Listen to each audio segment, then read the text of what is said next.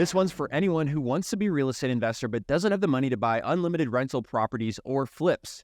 Our guest, Anisa, fell in love with wholesaling real estate, where instead of taking a property down as a rental, she could make $12,000 from it right away, move on to the next deal, and build her cash reserves up. This is the podcast for 10xing your income and replacing your W-2 with a proven business called wholesaling real estate. And my name's David Lecco, your host, along with Ryan Haywood, who's actually done 425 deals after he did an $8,500 finder's fee on his first wholesale deal back in 2019. Anisa, how did you make $12,000 on your very first wholesale deal? So I got started wholesaling just online through social media. I started by reaching out to different people in Facebook group, and I came across a motivated seller, and it just so happened to be in the city that I lived in, and he was a tired landlord looking to sell his rental property, and that was my first deal. Wow. So you were in Facebook groups. What type of groups were these? So these were not like real estate groups. I was just in primarily like Craigslist groups or buy and sell groups, yard sale groups, just community groups that you would find just regular people in, not real estate groups where you would typically find other wholesalers. Got it. And how did you decide that was a strategy? How did you even know that was possible? I had watched a few YouTube videos, TikTok videos, looked at some strategies from other investors and the way they did things, and decided to give it a try. And that's how I found that out. How many did you encounter before you found one that was what you would call motivated? They really would like a lower price for speed and convenience. Yeah. So, I talked to dozens and dozens and dozens. Oh, hello, my kitty cat. Oh, hi, kitty. Sellers. The majority of people that you're going to talk to are going to be people who want retail. And I've been doing this for about 1.5 years. So I've created some really great relationships with real estate agents, and I will always refer them to agents when they want retail. So I would say for every 100 to 200 you talk to, maybe you'll get one or two that's motivated, and then you can turn them into a deal. Got it. And what was going on in your life that drove you to look at those TikToks, look at those YouTubes, and try out this strategy? I imagine that could feel a little bit uncomfortable, right? So there had to be some reason why you just felt like you needed to do that. Yeah. So I wasn't new to real estate investing. I had done a fix and flip in the past. I had a rental property. I'm from New Jersey, and I had done a little bit of investing in New Jersey prior to moving to Florida in 2022. And when we moved down here to Florida, that's when we really got into wholesaling and decided that it was another excellent exit strategy.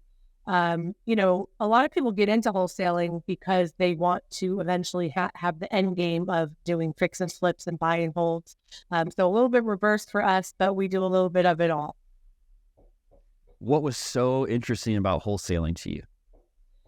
Basically that I didn't have to purchase any property. It's basically just assigning contracts, and I won't say that you don't have to use any of your own money, because there's always marketing and, very, very small bits of overhead. But in the past 1.5 years, I've been able to scale a team and have some very controlled growth. So that's amazing. And what are the downsides of buying a property? You're like, well, at least I don't have to buy this property. What are some of the reasons why you wouldn't want to do that and you'd choose to wholesale a deal? The number one would be the volatility of the market. A lot of times, your more seasoned buyers are going to be able to buy a property, fix it, flip it, be able to hold it if they need to. But let's say, for example, 6 months from now, the market just drastically changes and all of a sudden you're upside down in whatever you paid for a property. When you're wholesaling, you don't have to worry about it. Amazing. You get the cash quickly and you move on to the next deal. Love it. So what happened next? You found somebody on Facebook Marketplace, or not the Marketplace, but the group. They were motivated, you said. Do you remember why exactly they were trying to sell that deal? Trying to think of, I think they were just, they had a tenant in place and then the tenant ended up moving out and they were just done with it. They were ready to cash out on that investment and reinvest into something else. Okay, got it. So what did you offer? So I believe I offered something around maybe 160, and I think they were looking for a little bit higher, maybe upwards of 200, 210, something like that. So how did that feel? Back and forth. Go ahead. How did that feel to be so far apart? So from my first deal to talking to hundreds of people since then, now it's like second nature, but in the beginning, it's a little nerve-wracking, and a lot of sellers still think that it's 2021 and the market's still the same as it was back then, and it's not. So one of the biggest things that I face is they'll be like, hey, well, the neighbor's house just sold for X. And I'm like, okay, well, that house is not a comp. It's not similar to your house.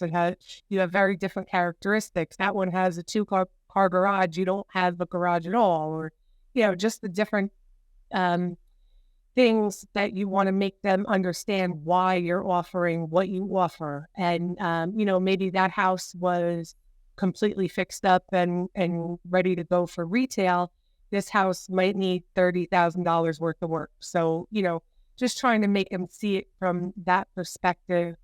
And then usually you're able to meet somewhere in the middle, hopefully. Yeah. So was that a breeze for you, or was it frustrating, or did it feel, to tell me more about that? Yes, it definitely takes some finesse, when you're first getting started. What can I say? I mean, practice makes perfect, right? A lot of people I see are scared to kind of hit the phones and talk to sellers, and you just got to do it. Like, you just got to get in the game, do it, get on the phone. The more you talk to sellers, the more easily your conversations will flow. And I'm not a big fan of like reading from scripts. I think that everything should be as human as possible. Always let the seller talk as much as possible, so you can see what their needs are and how you can solve a problem for them. So if you were about 40,000 apart, like, how did you come to terms with that? How did you end up agreeing on a price on this deal? Yeah. So basically just giving them something tangible that they could look at. Okay, here's a property that's comparable to yours, and this is what it sold for. This is what you'll get if you put $20,000, $30,000 of work into it. This is what you'll get for retail if you were to list it. But we're going to have to wait, put it on the market, put the work into it. And when people are in a rush to get out of a property, they don't want to be bothered with any of that. And did you make a printout, or how did you present that info? I'm very analytical myself, so I would definitely do what you did. I always make it a point to kind of have my ducks in a row before I jump into that conversation with them, so that you're not like all caught up. So I did a little bit of homework, and if you don't have the information in front of you right then and there, you might want to say like, let me get back to you. You definitely don't want to wait too long, because there's another wholesaler right behind you waiting to scoop that property up. But definitely being able to email comps or sending them a screenshot or, an actual address, like, here, this property just sold and it's just like yours. That to me is paramount. Gotcha.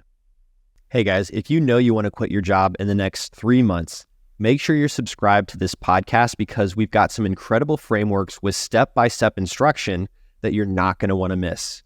Also, leave us a rating and review to let us know your favorite parts and why you want to get financial freedom. And then, once they got it under contract, how did you end up finding a buyer for it? So I have a few different strategies that I use to find cash buyers. One of the ones is going in Facebook groups and posting a deal. I'm not a huge fan of that because 90% of the feedback you're going to get is going to be from other wholesalers that will maybe try to daisy chain your deal. It's always funny when a deal comes across your desk that you have under contract. It's your own deal. Yeah. Yeah, I've had that happen before. So basically what I try to do is pull out lists of cash buyers who have purchased a property for cash in that zip code in the past year. And another part of the criteria that I use is that they own 3 or more homes. Usually you're going to find a lot of investors, they own multiple properties, they're buying in cash, and that's one of the ways that I find cash buyers, and then just build the relationships from there. Once you find them on that list, do you send them mail? Do you text message? Do you cold call? How do you find them? All combination of all those things. Send text message, SMS blast. We have email campaigns that go out. We don't really direct mail our cash buyers, cold calling them, just trying to get them on the phone just to build that rapport and see what they want. What are they looking for? How can we be of service? And then, once we find those cash buyers, then we can kind of tailor fit our criteria for the deals that we're looking for. And then they'll come to us for deals. And that's really what we want. Got it. And so is there a certain way that you don't wait till you have a deal, but that's an ongoing initiative where you find those cash buyers and you're reaching out to them? Yeah, that's always fluid. Definitely always out there in the space, looking at what other people are posting, seeing people, what they're commenting, what they're looking for, what they're not looking for, what they're laughing at, what they're, just kind of feeling out the market and seeing what's out there. And from what I've seen just in the past year or two, the inventory's pretty much been steadily lower. So, they're looking for great deals, but that doesn't mean that, an investor's all of a sudden going to pay top dollar for a deal. They still want that, below 70% minus repair criteria. So just trying to find them what they're looking for. Gotcha. What are some goals you're looking forward to in 2024? In 2024, I would definitely like to scale my business. I love wholesaling, but I'm also a cash buyer as well. So I'm in the middle of a fix and flip right now. We're almost completed with that project. It's a single family home. So my next goal would be to get it to multifamily home, not only to buy and hold, fix and flip, but also on the wholesale side. I'd like to see more of that multifamily just presence in my portfolio.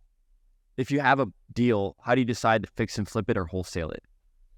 So, the exit strategy is always different based on case to case. The fix and flips that I have right now, I had planned to wholesale that deal.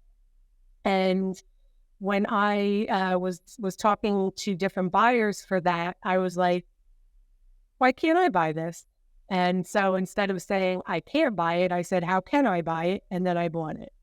Okay. Would you buy every deal, or is there a way that you decided like this was the one that you wanted to buy? Yeah, definitely not. I wouldn't buy every deal. It just happened to work. The numbers happened to work. I saw, what other very seasoned investors were going to be paying for the deal and what I would be able to offer for the deal. And it was right in line. And so I said, let me go for it. And so you're saying, yeah. So you were, to overcome being unsure if it was the right deal, by marketing it as a wholesale deal, you saw what other people were willing to pay for it, and that gave you the confidence.